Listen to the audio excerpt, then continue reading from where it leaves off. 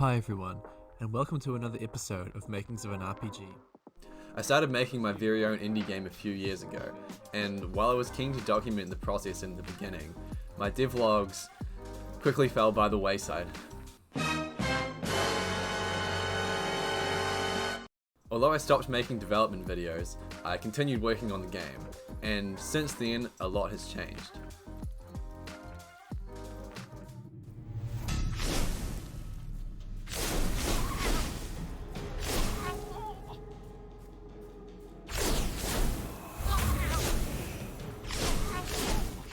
Thanks to some fortunate opportunities and finding a good team, Blackheart has come leaps and bounds since its inception.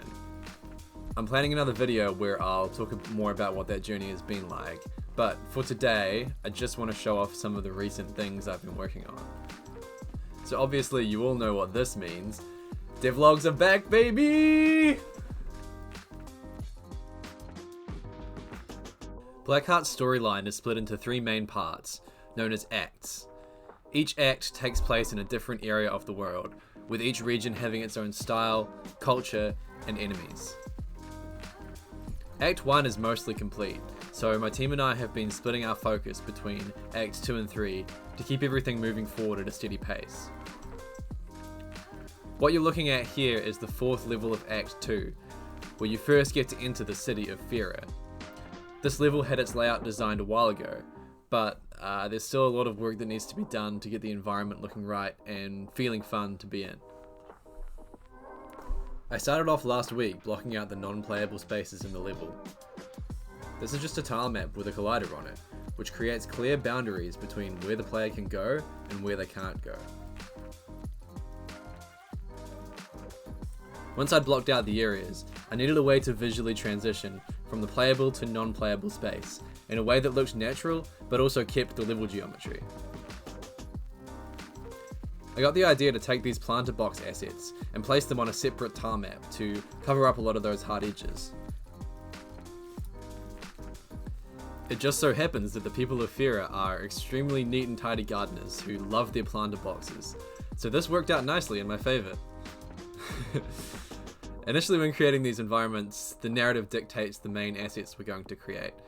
However, when it comes down to these nitty-gritty problems of how do we make the space readable from a gameplay perspective, we sometimes have to get a bit creative, and this is just an example of that. With the addition of some extra hedges in the out-of-bounds areas, I'm actually really happy with the end result. This is going to be a pattern that I'm going to reuse all throughout this level.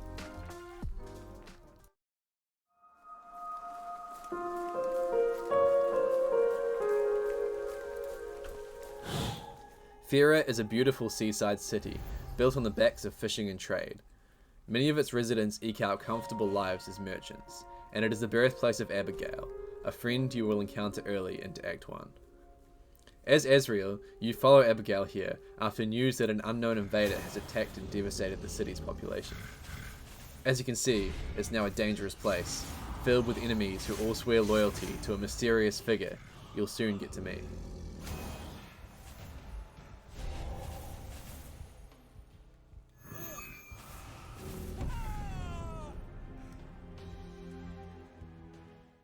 Obviously, it's pretty hard to cram 4 years of game dev into one video, and as I mentioned previously, I'm planning on doing a summary of what's happened with the game in a separate video.